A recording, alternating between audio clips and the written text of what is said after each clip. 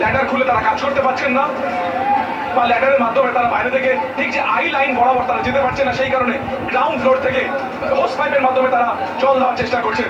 ইতিমধ্যে ঘড়িতে বাজে প্রায়, দেখলো দেখা যাচ্ছে এই মুহূর্তে ভেঙে পড়লো, যে ছবি দেখাচ্ছিল এই মুহূর্তে ভেঙে পড়লো।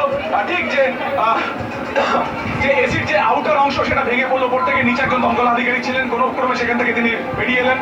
প্রবল আগুনে হিটে সেটা কিন্তু ভেঙে নিচে পড়লো। আরো একটি অংশ বিপজ্জনক ভাবে ঝুলছে, সেটিও যে কোনো মুহূর্তে কিন্তু ভেঙে নিচে পড়তে পারে। এবং সেখানে এতটাই প্রবল হিট দেখা যাচ্ছে পরিষ্কার, সেটা কিন্তু একটা উইন্ডো সাইড, সেই উইন্ডো এসি কিন্তু ওপর থেকে ভেঙে পড়লো এবং একের পর এক উইন্ডো এসি ভেতরে ব্লাস্ট হচ্ছে। আমরা দেখতে পাচ্ছি সাব রেজিস্ট্রার অফিসের ছাদের থেকে হোস পাইপের মাধ্যমে আই লাইন বরাবর জল দেওয়া হচ্ছে। যেটা তোমাকে বলছিলাম যে ল্যাডার থাকলে তারা আই লাইন বরাবর উঠে জল দিতে পারতেন, যেহেতু এখানে স্বল্প পরিসর তাই তারা ল্যাডার খুলতে পারছেন না। তাই সাব রেজিস্ট্রারের যে বিল্ডিং রয়েছে সেই বিল্ডিং